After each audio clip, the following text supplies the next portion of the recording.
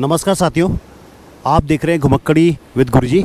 आज इस वीडियो में हम आपको लेकर आए हैं मालदेवता। यूट्यूबर्स का पसंदीदा इलाका रहा है और सैलानियों का देहरादून के अंदर, उत्तराखंड के अंदर बड़ा ही फेमस ये जगह रही है। मगर इस बार एक बार 2014 में और 14 के बाद 2017 में यहाँ इस प्रकार का पानी का सैलाब आया, जिसमें जान मान की बड़ी क्षति हुई। आज हम इस वीडियो के द्वारा आप लोगों का वैज्ञानिक आकलन करके बताएंगे कि वो क्या कारण थे कि यहाँ इस प्रकार का सैलाब आया और जन धन की हानि हुई। आप देख रहे हैं घुमक्कड़ी विद गुरुजी। इस वीडियो को बड़ा ही रोमांचकारी होने वाला है, इसलिए इस वीडियो के अंत तक बने रहें और देखिए क्या कारण थे कि मालदेवता में जो पानी का सैलाब आया और उसे जन और माल की हानि हुई। जब मैंने भ्रमण किया तो ये पता चला कि रात के 12 बजे, उस दिन 19 तारीख की रात के 12 बजे भूकंप के झटके भी आए थे। हाँ, क्या ये बात सही है? हाँ, बिल्कुल आए होंगे जी। मुझे तो लगा था उस समय क्या है, क्योंकि उस समय मैं किसी छत पे खड़ा था यहाँ से भागने के बाद, तो हल्का सा झटका मुझे महसूस हुआ। और ज़्यादातर लोगों को इसलिए महसूस नहीं हुआ क्योंकि उसमें बिजली बहुत चमक रही थी, आसमान कड़क रहा था, तो वो अगर महसूस हुआ भी होगा तो लोगों ने वही समझा कि उसकी वजह से हो रहा है, लेकिन हल्के से भूकंप के झटके थे, बिल्कुल थे। साथियों देखो, एक नई बात जो निकल कर आई है वो ये है कि ये जो घटना घटी, इसमें बादल फटना ही नहीं, आती बारिश ही नहीं, बल्कि भूकंप का झटका भी इसका कारण हो सकता है। अब ये जांच का विषय है कि वास्तव में उस समय जो पहाड़ गिर रहे थे या जो मलबा आ रहा था, उसके आवाज़ से ज़मीन पे थिरकन पैदा हो रही थी, या फिर वास्तव में ये एक छोटे रिएक्टर का भूकंप था जिसने इतना बड़ा, क्योंकि ये बहुत एक छोटे से क्षेत्र में बहुत बड़ी तबाही हुई है। तो अब ये देखने का, अब ये तो सरकार या जानकार लोग ही बता सकते हैं कि वास्तव में क्या ये घटना घटी, कि उस समय क्या वास्तव में यहाँ बादल फटा या भूकंप का कोई झटका आया। एक नई जानकारी आप देख रहे हैं, ये राजकीय प्राथमिक विद्यालय सरखेत है, जो कि पूरा मलबे में तब्दील हो चुका है। पूरा सारे कमरे जो हैं इसके मलबे में दब चुके हैं। ये शुक्र था कि वो रात्रि का समय था और विद्यार्थी उस समय यहाँ नहीं थे, वरना बड़ा नुकसान हो जाता। ये देखिए, कमरे पूरे के पूरे, ये इस लेवल पे था, सड़क के लेवल पे था, और ये सड़क के लेवल पे आ चुका है। और यहाँ थोड़ा गहरा था, और ये जो खाला है सामने से आया है, इन पेड़ों के पीछे से जो गदेरा है, इस गदेरे, जो सामने गदेरा देख रहे हैं आप, ये सामने जो गदेरा आप देख रहे हैं आप, मेरे बिल्कुल ठीक सामने फ्रंट पे कैमरे के सामने, ये ही काल बना उन 5 लोगों का, उन अभागे लोगों का जो रात को उस समय इसके बगल वाले मकान में आप जहाँ NDRF की टीम काम कर रही थी, यही मुख्य कारण रहा। ऊपर अत्यधिक वर्षा हुई, आप देख रहे होंगे आज भी बादल बड़े ज़बरदस्त है, और मौसम विभाग की चेतावनी है कि यहाँ 3 दिन उत्तराखंड में ज़बरदस्त क्षेत्र के अंदर 3 दिन और ज़बरदस्त बारिश है। बादल घिर गए, देखिए बारिश ऊपर से उड़ गई है, और ये गदेरा पूरा आया, और ये गदेरा पहले इस मकान को तोड़ते हुए मलबा इसके अंदर घुसा, ये देख रहे हैं मलबा, और उसके बाद में छत नीचे गिर गई, और ये मकान क्या पूरा सील हो गया। यहाँ आप देखें, ये मकान पूरा का पूरा, मगर इससे पहले कि ये मकान टूटता, यहाँ के लोग सुरक्षित बाहर निकल चुके थे।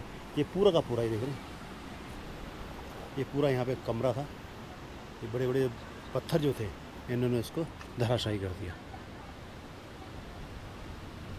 और इसके पीछे, ठीक पीछे यहाँ वो जो अभागे 5 थे जो अपनी जान को बचा नहीं पाए। ये 2 डिवाइड हो गया मलबा, इस ढांग की वजह से, सामने वाली ढांग की वजह से, इस पेड़ के ऊपर ये 2 भागों में ऊपर से विभाजित हो गया। एक उस तरफ गया और एक इस तरफ आ गया। यहाँ ये नीचे आने के बाद में इसने यहाँ इस मकान को तोड़ा, और उधर कहा जाता है कि वो जो 5 लोग थे वो सोए में नहीं थे, बल्कि वो उस समय बगल के जो 2 कमरे थे उसमें से सामान निकाल रहे थे। पड़ोसी उनको आवाज़ दे रहे थे कि निकल जाओ निकल जाओ, मगर वो नहीं निकले, वो सामान बचा रहे थे। अचानक पीछे से तेज़ी के साथ में मलबा घुसा और उनको अपने साथ में ले गया।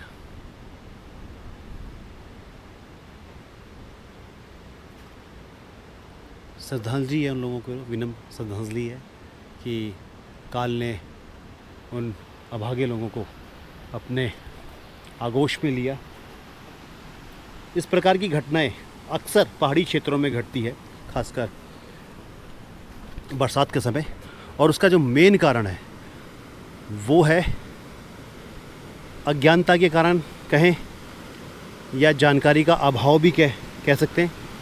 इसके कारण लोग जो है नदी किनारों पे अपने मकान पहले से बनाते आए, मगर उस समय नहीं हुआ, मगर कहीं ना कहीं ये घटनाएं घटती रही। पूरे उत्तरांचल में मगर देखें जहाँ जहाँ नदी क्षेत्र में मकान बने हैं उन क्षेत्रों में ये घटनाएं घटती ही रहती हैं। तो जो भी आप इस वीडियो को देख रहे हैं और भविष्य में जब भी आप कभी उत्तरांचल में या पहाड़ी क्षेत्रों में अपना मकान बनाएं तो इस बात का ज़रूर ध्यान रखें कि आपदा प्रबंधन के नियमों का पालन ज़रूर किया जाए। अगर उसके नियमों का पालन नहीं होगा तो ऐसी दुखद घटनाएं भविष्य में पहाड़ी क्षेत्रों में कहीं भी घट सकती है।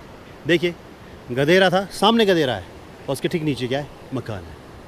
इस घटना ने आज नहीं तो कल, कल नहीं तो परसों अंजाम होना ही था।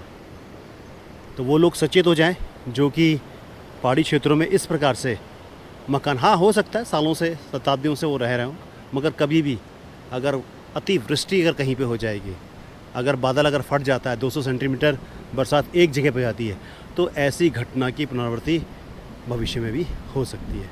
ये बगल का ही क्षेत्र है जो मैं बता रहा था, इसके जस्ट बगल में यहाँ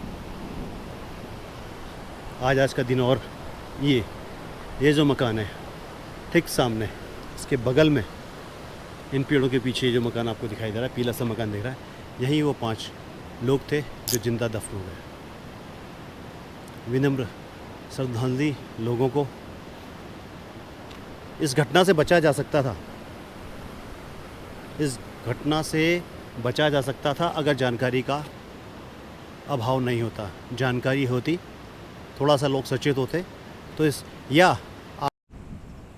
यहाँ 2 टीमें NDRF और SDRF। ये जो SDRF है ये स्टेट की डिजास्टर रिस्पांस टीम है और NDRF जो नेशनल डिजास्टर टीम है। दोनों की दोनों टीमें जो हैं वो आज इस क्षेत्र में काम कर रही हैं और वो जो 5 लोग दबे हुए हैं उनको निकालने का काम जारी है। इस समय लंच हो रहा है, काम रुक चुका है, परिवार से मीटिंग हो रही है।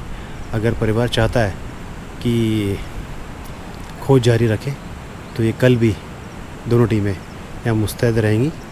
जब तक परिवार सहमत नहीं होता या दोनों की दोनों डेड बॉडी, 5 में से 3 निकल चुकी, 2 डेड बॉडी नहीं निकल पाती, तब तक ये टीमें यहाँ डटी रहेंगी। और जब देखिए